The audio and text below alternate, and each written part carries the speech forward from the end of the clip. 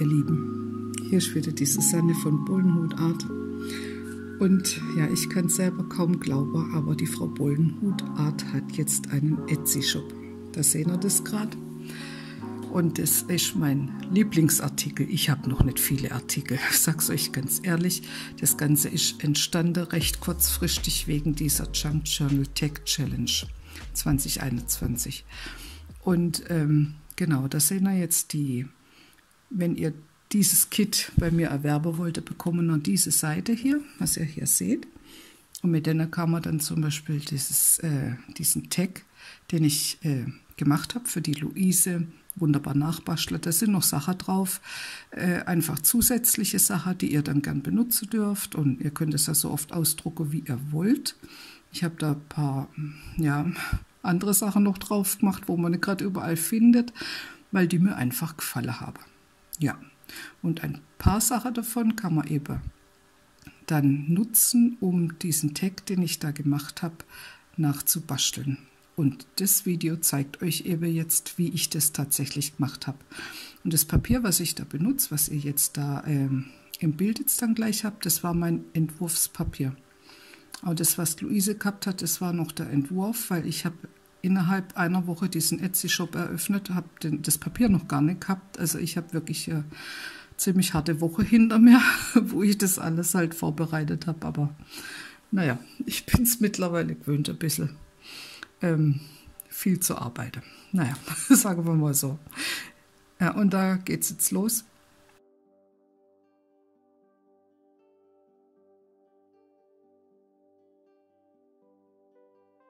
Die Kinder, die ihr da zum Beispiel seht, das ist tatsächlich mein Papa.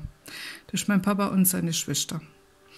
Und das fand ich so goldig. Ich habe das gefunden in einem alten Fotoalbum von meiner Oma und ich habe damals schon gedacht, das möchte ich mal nutzen, um im Junk Journal einfach zu benutzen. Und jetzt mittlerweile dachte ich mir, warum nicht auch für euch das quasi zur Verfügung stelle. Das ist so ein hübsches Bild und ich bin so froh, dass ich es habe. Und es ist so vielfältig.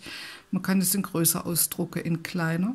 Und ich habe das eben aus einem ganz speziellen Grund spiegelverkehrt euch aufs Papier gemacht, weil das ist ja speziell dieses Tag-Kit für diesen Tag, den ich da gebastelt habe. Und der Tag, wenn ihr den schon gesehen habt, habt ihr ja gesehen, der hat ein Sichtfenster. Das ist tatsächlich ein Fenster. Und darum ist alles, was da drauf ist auf meinem Kit, spiegelverkehrt. Sodass ihr das von der einen Seite richtig rum seht und wenn ihr das umdreht, ist es auf der anderen Seite eben auch richtig. Es nutzt euch nichts, wenn es nicht spiegelverkehrt wäre, dann würde es nicht genau aufeinander passen. Darum habe ich das so quasi das Papier für euch erstellt. Und da sehen wir jetzt, wie ich diesen Tag, mir den Grundkörper da zusammenbaue. Mit dieser Seite, die ist auch in dem Tag drin, ist ein Gelprint von mir. Den liebe ich über alles übrigens. Ich finde die Farbe so schön. Ich werde, glaube ich, öfters noch was mit dem Bastler. Also wenn ihr euch ja das Kit kauft, könnt ihr ja das Papier so oft benutzen, wie ihr es wollt. Ihr könnt es ja tausendmal ausdrucken und irgendwas mitmachen. Da probiere ich jetzt schon mal so grob rum, was ich da damit machen könnte. Und jetzt kommt ein Teefilter zum Einsatz. Und da bin ich mal inspiriert worden. Das blende ich euch gleich ein von der Shabby Soul. Da sehen wir jetzt übrigens, wie ich das ist von mir gestrickte Socke, so ein Teil. Ich sag's euch, wie es ist. Weil meine Tante und mein Papa, die mussten natürlich immer so gestrickte Sachen anziehen. Das war halt früher normal im Krieg. Ja, genau. Und das ist der Teefilter jetzt. Das war keine Folie, wie Luise gemeint hat. Das war einfach da war mal Tee drin. Also ein gebrauchter Teebeutel, den ich leer mache und das Papier hebe ich mir auf. Und jetzt habe ich gerade schon euch erzählen wollen, gibt es einen ganz toller YouTube-Kanal und die Frau heißt auch Susi und die ist auf Pinterest, auf Instagram, auf YouTube, überall unterwegs. Wenn ich richtig informiert bin, ist sie von Tim Holz eine Designerin und die macht so tolle Sachen. Und die hat ein Video, ich blende euch jetzt gleich den Namen ein, die hat ein Video mal gemacht, wie sie Teebeutel benutzt. Und das war jetzt quasi, da habe ich mich daran erinnert, dass ich das mal gesehen hatte. Und werde ich das jetzt genauso machen. Ich tue meine Deko-Elemente zwischen den Teebeutel lege. Die Deko-Elemente sind vorne und hinten natürlich mit meinem gespiegelten Papier verklebt und sie hat einfach, da ist jetzt ihr Name, Shabby Soul heißt sie auf YouTube, müsst ihr unbedingt euch angucken. Wenn ich dran denke, verlinke ich euch auch dieses Video unten in meiner Infobox. Also die ist sehr inspirierend, unglaublich. Genau, so heißt das Video, was sie da dazu gemacht hat. Und ja, also sie hatte einfach eine ganz tolle Collage gemacht mit einem Teebeutel. Also da ist das, was ich jetzt da mache, nichts dagegen, aber das Prinzip fand ich halt toll und darum mache ich das jetzt auch. Also ich klebe meine Dekosache zwischen diesen Teebeutel und so habe ich schon mal eine Schicht. Und ich habe übrigens einen ganz normaler Drucker, weil ich werde auch öfters gefragt, was ich für einen Drucker habe. Ich habe einen HP-Drucker, ein normaler, kein Laserjet, ich habe einen ganz normaler Tintenstrahldrucker. Und wenn ihr da quasi die ausgedruckte Sache benutzt, da muss ich sagen, habe ich festgestellt, wenn man das nicht gerade auf dem billigsten Kopierpapier macht, sondern wenn es Kopierpapier hat, also 85 Gramm pro Quadratmeter, da kann dann sein, ihr habt ein bisschen Problem.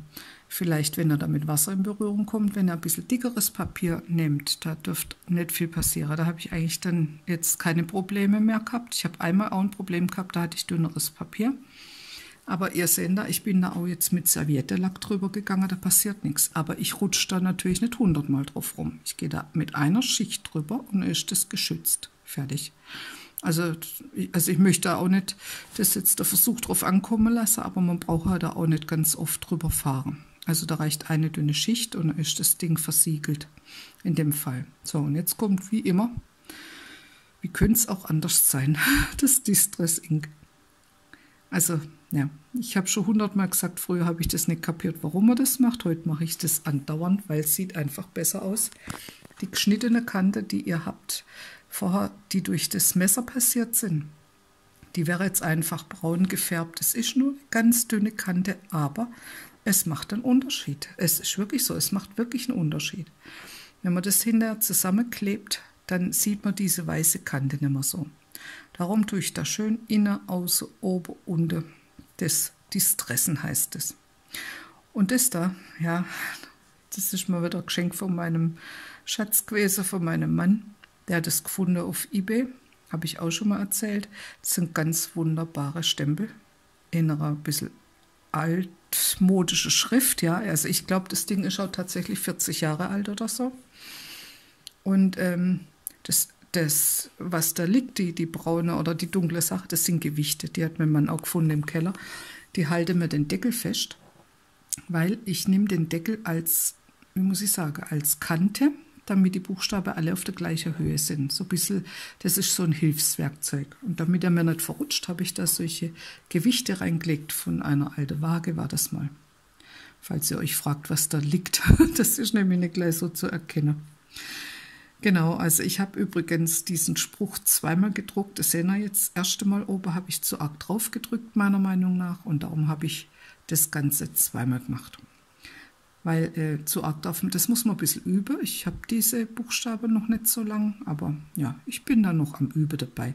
Ist übrigens auch, dieser Spruch ist auch in dem Kit auch dabei, wenn ihr den benutzen wollt. Oder ihr könnt da eure andere Sache dann schreiben oder drucken. Ihr habt ja vielleicht auch solche Stempel.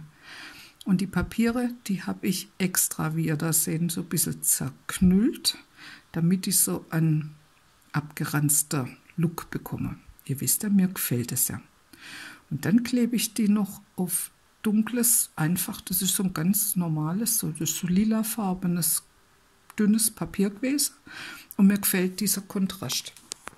Darum klebe ich das da drauf und später wird es dann noch zurechtgeschnitten.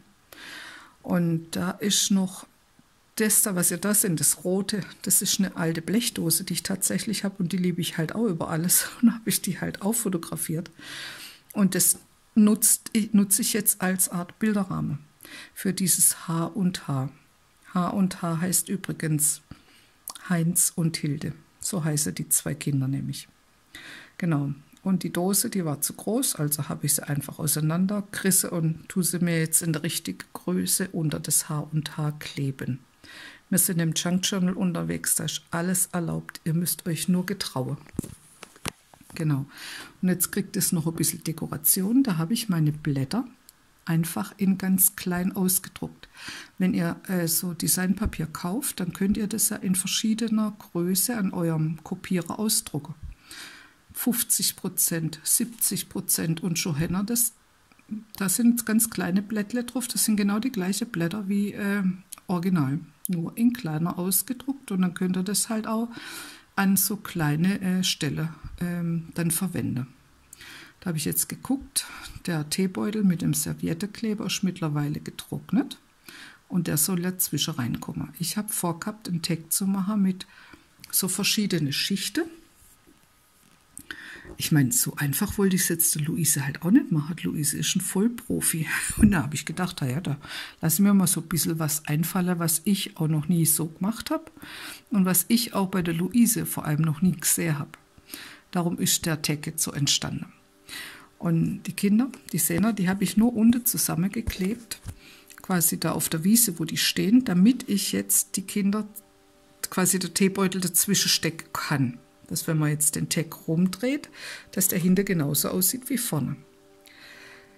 Ja, und jetzt klebe ich es ein mit dem Serviettelack und eine Schicht eben über die Kinder drüber. So einmal, ja, das war jetzt zweimal drüber oder dreimal, ja, aber das mehr müsst ihr nicht machen, nicht, dass da irgendwas von der Farbe weggeht, das wollen wir ja nicht. Aber so sind die Kinder da geschützt oder der Druck ist geschützt. Und jetzt habe ich halt so eine Plastikfolie drunter gelegt, weil das ist ja ein Teebeutel. Also wenn ich da jetzt mit Serviettelack drüber gehe, geht es auch durch den Teebeutel durch und ich wollte nicht, dass das mir jetzt am Tisch unterkleben bleibt. Und jetzt kommen meine kleinen Dekoblätter, die habe ich ja selber gemalt. Und die kann man überall benutzen und ich tue die auch jetzt innen reinklebe. Ich klebe sie später oben drauf nochmal. Und ich probiere, wenn ich die vorne hinklebe, dass ich die auf der Rückseite das Gegenblatt hinklebe. Ich habe die ja auch spiegelverkehrt euch gedruckt, sodass ihr immer den Gegenpart dazu findet. Dann könnt ihr eins vorne hinkleben, eins auf die Rückseite kleben. So, und da sehen wir jetzt eine dicke Messingmutter und die benutze ich als Stempel. Das ist wieder so ein Geschenk von meinem Mann, der hat Schrauber aussortiert und ich habe das Ding gesehen auf dem Tisch, habe gesagt, Schatz, das brauche ich. Weil, ist ja klar, das hat ja außer diese schöne viereckige Form und das ist ja schon ein Oschi und damit kann man eben solche Abdrücke machen. Und das ist auf so normalem, das war so ein Einschlagpapier, da war irgendwas mal mit verpackt, irgendein Geschenk oder ich weiß gar nicht mehr, oder vom Einkaufen kriegt man das ja manchmal. Und da habe ich jetzt einfach so ein bisschen mit meinen Stempel rumprobiert und die Stempelfarbe, das ist jetzt so eine StazOn Ink. Und das ist eine Stempelfarbe, die finde ich auch sehr wichtig. Die tut nämlich nicht abfärben und ist nicht wasserlöslich. Also die bleibt permanent drauf. Da können wir hinter mit Kleber drüber, mit Wasser drüber, ist egal. Passiert nichts mehr. Also für solche Sachen nehme ich dann diese StazOn. Habe ich jetzt auch schon länger in Gebrauch, also immer noch super. Also es ist mein erstes, was ich gekauft habe, schon vor Monaten. Und ich nehme das wirklich auch öfters. Sehr sparsam, muss ich sagen. Bin ich auch sehr zufrieden. Und ja, und das sehen wir jetzt, das habe ich bei der Barbara im Video mal gesehen vor kurzem. Da habe ich jetzt die Kante so getupft auf diese StazOn Ink, damit die richtig schwarz wäre. Genau, das ist auch so ein neuer Effekt und das finde ich eigentlich auch ganz schön. Und jetzt habe ich ja noch den Serviettelack da in dem grünen Gläsle drin. Und jetzt tue ich da mein eigenes designtes, transparentes Papier da drauf klebe. Und ja, wollte einfach den Tag ein bisschen interessanter machen. Genau. Und im Moment gefallen mir unheimlich gut alle Sachen, die ein bisschen mit Schwarz-Weiß zu tun haben. Aber auch Farbe. Ich habe nichts gegen Farbe. Sehen wir ja, der Tag ist schon tatsächlich ein bisschen bunt. Aber ich hole das auch wieder ein bisschen runter mit den schwarz-weißen Elemente. Und was mir auch im Moment immer gefällt, das sind im Moment Zahlen und Nummern und solche Sachen. Ich werde jetzt demnächst ein Kit rausbringen, da geht es um Zahlen und Nummern, lauter Sachen, die mir gefallen. Das habe ich vor, in meinem Etsy-Shop einfach Sachen euch auch irgendwie zusammenzustellen, die mir gefallen, die ich tatsächlich benutze. Das ist wie mit den Sachen, die ich unter meine Videos verlinke. Das sind nur Sachen, die ich tatsächlich benutze und wo ich auch dahinter stehen kann. Genau. Und ich habe davor demnächst in meinem Etsy-Shop irgendwas reinzustellen, wo mit Zahlen zu tun hat und Buchstaben und solche Sachen. Genau. Aber das ist noch in Arbeit. So schnell bin ich jetzt auch nicht.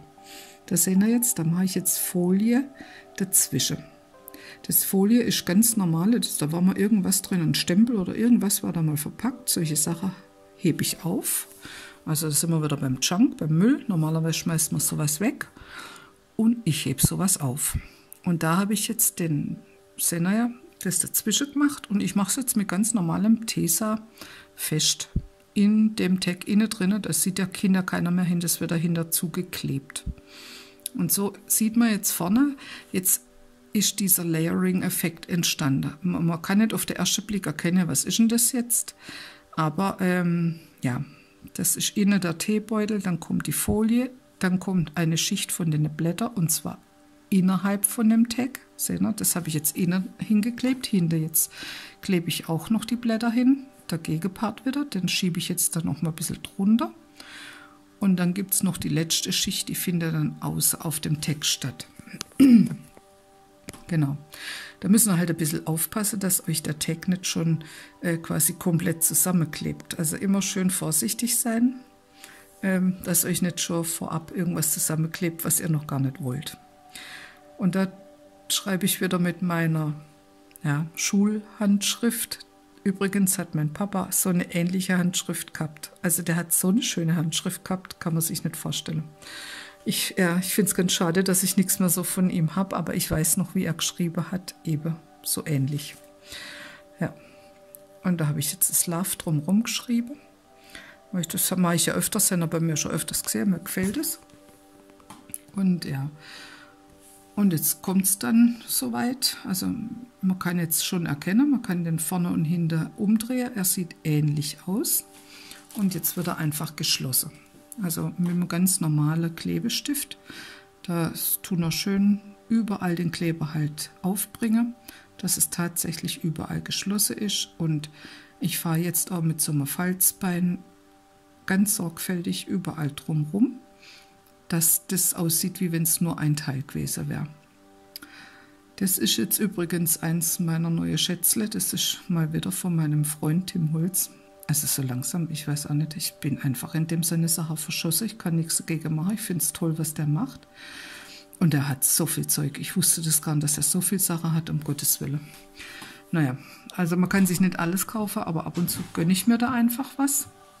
Und das ist einfach jetzt Papier, wie ich gesagt habe, mit Nummern und so. Und genau. Und das benutze ich da. Das sind ganz große Nummern drauf und riesige Buchstaben drauf. Und ja, da kommt jetzt so eine Nummer hin. Ich finde, es passt ganz gut zu dem Band, was ich gehabt habe, innen drin. Und genau, und so tue ich jetzt den ganzen Text so ein bisschen tapeziere, würde ich jetzt fast sagen. Weil, ja, also ich habe das da an dem Tag bekommen, das Tim Holz, das heißt Collagepapier. Und das ist, wie gesagt, transparent. Da sieht man auch noch von meinem Tag dann selber auch noch was durch. Und das ist, also, das sind, ich weiß nicht, wie viele Meter da drauf sind, da ist schon einiges drauf. Und man nimmt da immer noch so kleine Stücke. Also ich habe das vor, nur so kleine Stücke zu benutzen. Und ja, darum suche ich jetzt da auch eine Weile, was da passt, weil da sind ganz große Zahlen drauf, ganz kleine. Da muss man eine Weile suchen, bis man das Passende so findet, aber man findet dann schon was, wo irgendwie passt. Und irgendwie passt da auch alles zusammen, habe ich das Gefühl. Also egal, ob jetzt da habe ich jetzt eine 8 hingemacht, weil ich glaube, meine Patetante, die war da so etwa 8 Jahre alt und mein Papa, ich denke mal, der war etwa 3 Jahre alt auf dem Foto. Ich kann es nicht so genau sagen.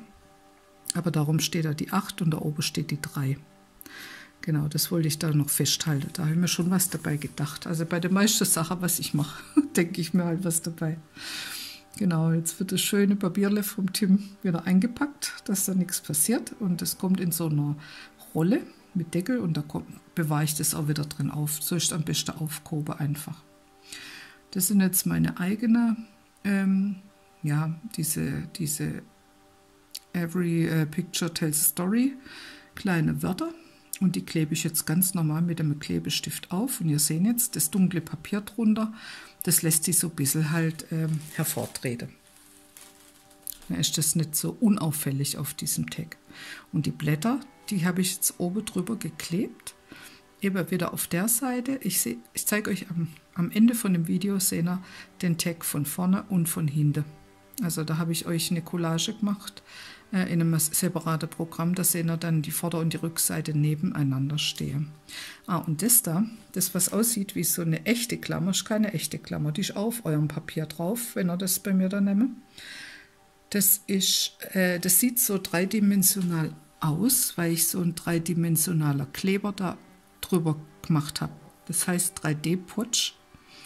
Ich weiß nicht, ob ihr das kennt. Das habe ich übrigens halt dummerweise jetzt nicht gefilmt. Das ist wie so ein Klebstoff, ganz normal flüssig, der kommt so weißlich raus und den machen wir übers komplette, was ihr da so ein bisschen glänzig haben wollt, drüber. Das trocknet allerdings 3-4 Stunden, darum ist das auch nicht auf dem Video drauf. Das habe ich am Tag vorher schon mir vorbereitet. Und dann trocknet es komplett transparent durch. Das ist auf diesem schwarzen Klemmerle drauf und auf diesem Wolleknäuel, was dann später rechts dann hinhängt. Das nehme ich jetzt dann gleich mir vor. Das zeige ich euch nachher noch. Da habe ich diesen 3D-Potsch-Kleber drauf gemacht und habe den trocknen lassen. Und so hat es eben diesen dreidimensional, auch auf der Briefmarke, die wo ich jetzt aufklebe, da ist der Kleber auch drauf.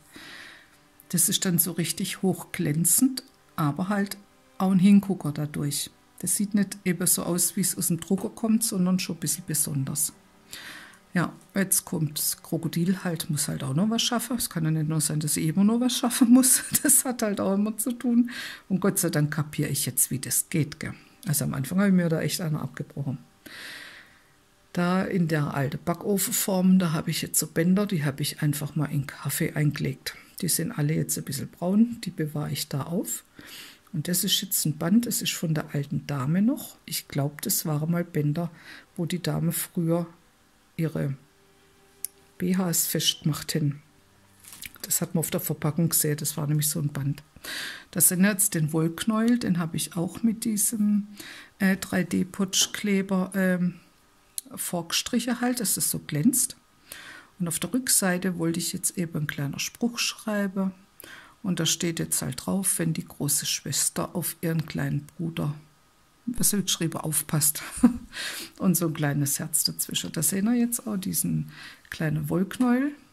Ja, und die zwei haben sich halt von Herzen lieb gehabt. Darum habe ich denen 2 Herzle gemacht aus Draht, aus Schmuckdraht. Da sehen wir jetzt quasi die einzelnen Schritte, wie es zum Herzle gekommen ist. Und dann habe ich die an den Draht festgemacht. Und das hängt jetzt dann an dem Tag dran. Auf der Vorderseite habe ich das mit dem Knopf oben tatsächlich durch den Tag durchgenäht und noch so ein bisschen Deko hingemacht. Und auf der Rückseite, da ist jetzt der grüne Knopf, der ist jetzt auf der Vorderseite, da hängt es jetzt tatsächlich in der Luft. Und auf der Rückseite ist auch nochmal ein Knopf. Das ist der Gegenpart, der hält dann beide Knöpfe fest. Ja, und das war's eigentlich. Ich hoffe, euch hat's gefallen und ihr könnt ja, ich habe schon so viele Ergebnisse gesehen von Mädels von euch, die mein Kit gekauft haben und die es nachgebastelt haben. Da freue ich mich wahnsinnig, bin ich sehr stolz drauf. Und jedes einzelne ist wunderschön. Und jetzt haben wir noch gesehen, wie meins entstanden ist. Vielleicht ist es wieder eine Anregung für manche von euch, ich weiß es nicht. Aber jeder macht es auf seine eigene Art und Weise und das ist die Hauptsache. Ich wünsche euch was. Vielen Dank fürs Zugucken und vielen Dank an alle, die mein Kit schon gekauft haben. Bis zum nächsten Mal. Tschüss!